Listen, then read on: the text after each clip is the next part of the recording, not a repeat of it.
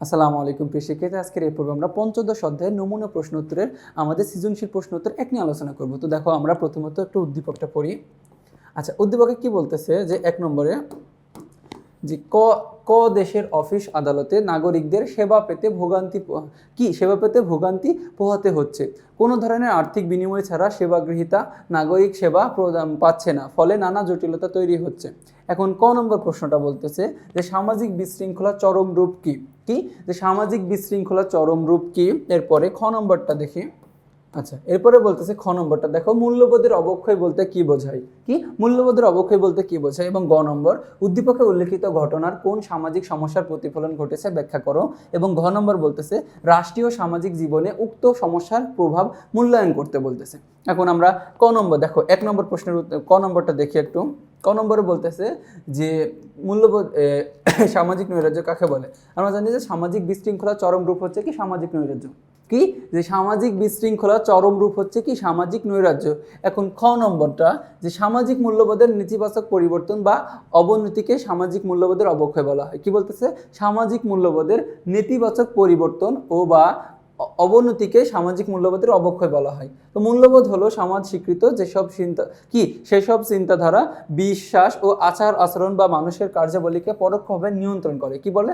এই মূল্যবোধ কি করে? মানুষের আচার আচরণকে কি করে? কার্যাবলীকে পরোক্ষভাবে নিয়ন্ত্রণ করে।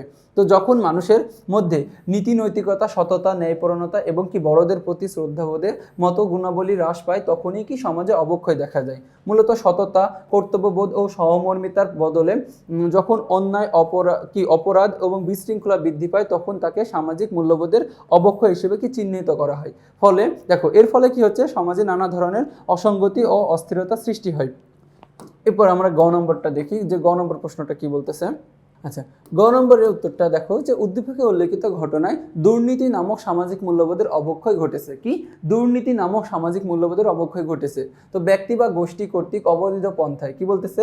ব্যক্তি বা গোষ্ঠী কর্তৃক অবৈধ পন্থায় নীতি বহির্ভূত বা জনস্বার্থ বিরোধী কাজই হচ্ছে কি দুর্নীতি।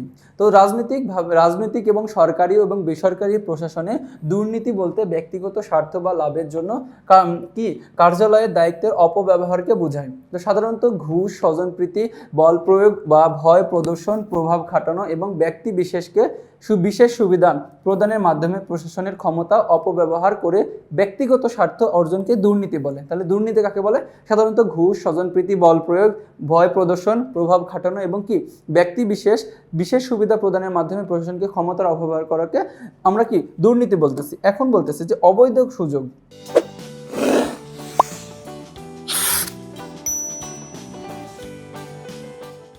যে অবৈধ সুযোগ সুবিধা লাভের জন্য কোনো ব্যক্তির সুনির্দিষ্ট দায়িত্ব পালনে ইচ্ছাকৃত অবহেলা ও দুর্নীতি। অবহেলা হচ্ছে এক প্রকার দুর্নীতি। তো দেখো, যে আমাদের সুনির্দিষ্ট দায়িত্ব, এই দায়িত্ব যদি আমরা ইচ্ছাকৃতভাবে পালন না করি, সেটা হচ্ছে দুর্নীতি হবে। এখন দুর্নীতির সাথে যুক্ত থাকে পেশা, ক্ষমতা, পদবি, স্বার্থ, নগদ অর্থ, বস্তু, সামগ্রী প্রভৃতি।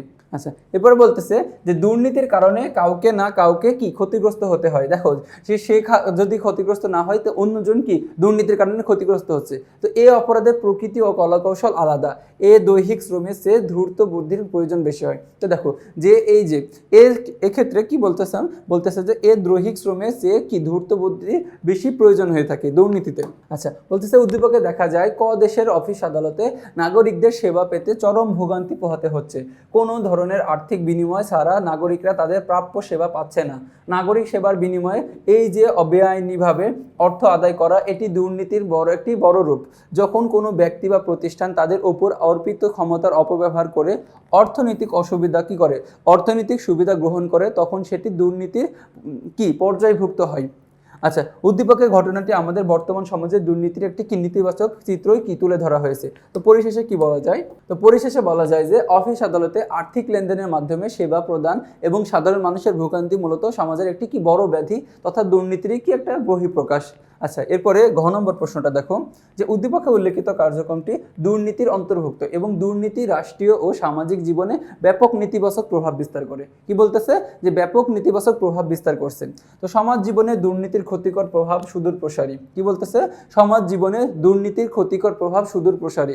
যে সমাজ দুর্নীতিতে দেখো সে গেছে সে সমাজে একে অন্যের দ্বারা প্রতারিত কি হয়, দুর্নীতিবাজও অন্যের দুর্নীতির শিকারে পরিণত হয়েছে। এখন কি বলতেছে দেখো যে আমরা যে দুর্নীতি করি, একজন দুর্নীতি করছে সে দুর্নীতিবাজও কি অন্যের দ্বারা দুর্নীতির শিকার হচ্ছে। ন্যায্য অধিকারের বঞ্চনা দুর্নীতিপ্রবণ সমাজের চিত্র। চাকরি জীবনে স্বজনপ্রীতি বা ঘুষের বিনিময় যদি অযোগ্যরা নিয়োগ এবং কি পদোন্নতি পায় তাহলে সমাজে যোগ্যরা তাদের অধিকার থেকে বঞ্চিত হয়। এখন কি আমাদের বর্তমান সমাজে আমরা এটাই দেখে থাকি যে যোগ্যরা তাদের কি প্রাপ্য মূল্য পাচ্ছে না, কিন্তু অযোগ্যরা ঠিকই হচ্ছে কি যে নিয়োগ এবং পদোন্নতি পেয়ে যাচ্ছে, এবং তাহলে কি এর ফলে যারা হচ্ছে কি যোগ্য তাদের হচ্ছে অধিকার থেকে বঞ্চিত হচ্ছে।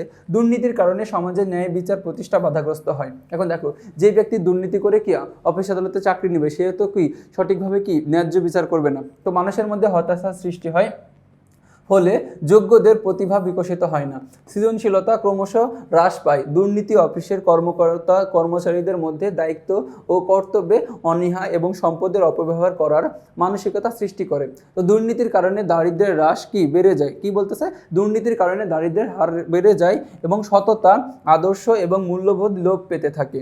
এরপরে বলতেছে সামগ্রিকভাবে দুর্নীতি জাতীয় বিপর্যয়ের কি মূল কারণ। দুর্নীতি হচ্ছে জাতীয় বিপর্যয়ের কি একটা মূল কারণ, একটি দেশের উন্নয়নের প্রবৃদ্ধির প্রতিবন্ধক। আমরা জানি কি এই দুর্নীতি হচ্ছে কি একটি দেশের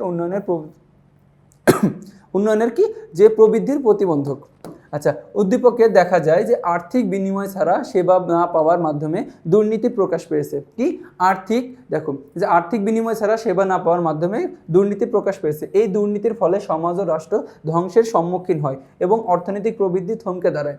তাই বলা যায় যে দুর্নীতি কেবল একটি ব্যক্তিগত অপরাধ নয়, বরং এটি একটি জাতীয় ব্যাধি।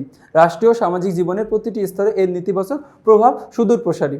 তো দেখো এরই মাধ্যমে আমরা কি আমাদের এই যে সৃজনশীল প্রশ্নোত্তরটা শেষ করলাম। তো পরবর্তী তোমাদের সাথে আবার দেখা হবে। আসসালামু আলাইকুম।